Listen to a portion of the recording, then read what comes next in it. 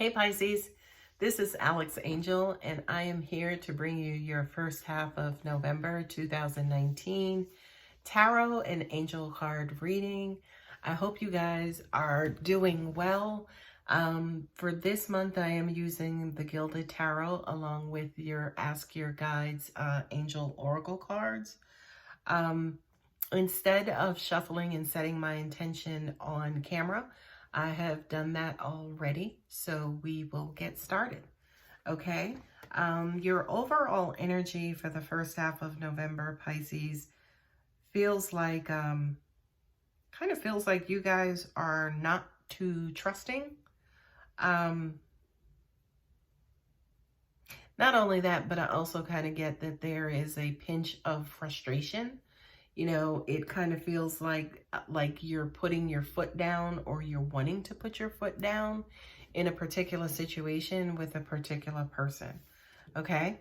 The first card in the tarot is the Page of Cups, which is the offering of new love, the beginning stages of new love. New love could be a relationship, or also like a new venture that, you know, brings you a lot of passion and brings you a lot of joy. Coupled with that is discontent, and also the Muses card. When you look at this card, it kind of looks very full and it looks very sad, right? Because this particular figure is looking out. Number one, it's dark, you know, it's all this stuff going on. There's confusion here. There are people there, you know, kind of like angels in the background, you know, kind of supporting, but they're in a very, very, very minor role, right? So for you guys, it could even represent that you're not necessarily listening to your intuition. This also kind of represents, you know, walking aimlessly into darkness, or into, you know, a situation that does not best serve you. So be very careful, say for instance, of wolves in sheep's clothing. They're also saying to me too that a lot of you could have come out of this situation and now you're headed more towards a more stable environment. But they're also saying to me too, I do kind of feel like for some of you, you kind of do get caught up. You know, you meet somebody and it's like, oh, they're great, and this, that, or the other, and you start fantasizing and you're like, oh, you know, I hope this person becomes this, or I hope we progress into this, and I can see myself marrying him or her. And then you start to actually get to know the person, and it's like, oh, okay. All right. So just be careful about the rose-colored glasses effect with this new situation, this particular new love, whatever this is. You know, just be careful of how you're actually envisioning this person and or situation. Okay. And of course, the rest of the cards will tell about the situation as well. There we go. Risk with joy guides with the Ten of Swords. Okay. This basically feels like, to me, your past, your recent past, right? You might have fell for the okie doke, or you might have fell in heart first and, you know, didn't necessarily think about somebody. What I'm also getting to is that for a lot of you, you got burned, right? You know, not only that, but you, however, whatever this situation was, you beat yourself up with it by constantly thinking about it over and over and over and over again, right? But the beautiful thing about the Ten of Swords is the fact that it is, tens are a sign of completion in the tarot, okay? So you have gotten over this previous situation, and perhaps, you know, again, you're ready to kind of get back out there and give it another try. And again, this could be a personal situation. This could be school. You could have had a rough semester. This could be work. You know, you had a shitty boss, or whatever the case is. You've already gone through what it is that you've gone through. So now you're saying to yourself, okay, I'm going to get back out there, right? I'm going to get back out there, and, you know, it could be pretty ugly. Or right now it's looking pretty ugly because I'm looking through my old lens. And as you start to get back out there, you'll understand, yeah, everybody who's out there ain't like an upstanding person. There's some shitty people out there. There are risks out there. You see, they have a broken connection there, right? So yes, that is the reality of who people are, what society is like today, that yes, we are disconnected, But you, my dear Pisces, you still have to get back out there because you actually may be the saving grace to teach us connection. Okay? And again, let's see what the remaining cards have to say to see if they kind of go along with that. The Four of Pentacles, right? Being stingy, holding on to your assets, you know, not really parting with your materialism and your prosperity. And then also intuition and inner child. Angels are saying for this card in particular, you guys, this is what caused you guys, say for instance, to get burned before because you wanted to see the best in people, you know, that little child inside of you. As you see there is a figure there that's submerged in water, and then there's the outside world, and then there's all of this love that's around you guys. So I do kind of feel like, to an extent, you tried to see the best in people, but then people turned out to be real shit. And that has caused you to kind of clam up and basically pull back and hold back on giving of yourself and also of your things. But then also too, it's almost like, again, you've kind of neglected that intuition, right? You've neglected that intuition, and now it's just like, no, you know, for some of you, I also kind of hear like you feel like your intuition got you in trouble before. And by the way, that's never the case. It's only when we don't listen to it that it actually gets us in trouble. But it's almost like, you know, this card here represents that we may want to control more of what's happening to us kind of going forward. Here's a little hint for you, Pisces. The way that you control anything, of course, is to listen to your intuition, right? Because that's that little voice that's always going to lead you out of a messy situation, lead you back to love, lead you back to God, lead you back to your spiritual home. Okay? So if you want to control more of a situation, yes, unfortunately, for those of you who think your intuition got you in trouble, you're going to have to go ahead and rely on it again going forward in the future. This, by the way, is not your future, by the way, Pisces. It's not who you are. You are a sign where you are at your best when love is flowing freely, right? Not only that, but the sign with the two fish, you know, either swimming towards each other or swimming away from each other.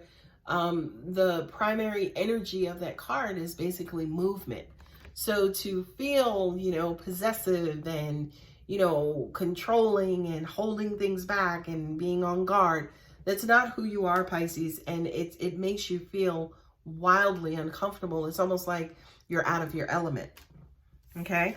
The next two cards is the Eight of Pentacles and then also Life Force, Aphrodite. Now, honey, I have to draw your attention to this card because Aphrodite is the queen goddess of love and passion and romance. And yes, that absolute life force. For humans, yes, it is love, right? For the universe, it's just positive, negative, neutral energy, gravity, you know, things of that nature. It's movement, if you will, right? But for the human condition, it's passion, it's love. That is our fire. That's what keeps us going, right? The ultimate love. This is your energy, Pisces. This is who you are, right? And as long as you are in that element, you will always have prosperity. Always. This is the budding of a new venture. You may want to go back to school, open your own business, you know, start a new job, start a new career. In your element, the sky is the limit, Pisces, okay? Okay, last two cards in your spread is the King of Swords and then also Grace, Holy Spirit. I love this. Again, this says to me that duality, right? This is your human physical, right? Yeah, putting your foot down. Yeah, saying, look, you're not going to take advantage of me. Yeah, you know what? I'm not going to love you if you're just going to be a shit, okay? I do feel like for you, Pisces, that a lot of you guys are experiencing and also experimenting with some deathly cutting honesty. And I actually love that for you, Pisces, because your heart deserves that. Your heart deserves this kind of guardian and this kind of protector over it, right? And that's what also this card represents as well, because it's almost like equal opposites. This is the human protector, right? This is the human protector. This is the one who's putting his foot down. Look at how he's holding that sword, right? Although it is not drawn, right? He is holding it, you know, kind of like in a stance where, you know, he'll be ready to go in 2-2s. Okay, Grace. If you look at this figure here, just carefree, just loving. This is your spiritual side. This is the side that just revels in freedom, that's unbound by any of, you know, the human traits and the lower energies of, you know, fear and doubt and cheating and lying and things of that nature. So this is who you are, you know, especially romantically and emotionally. And this is who you should be practically to protect that.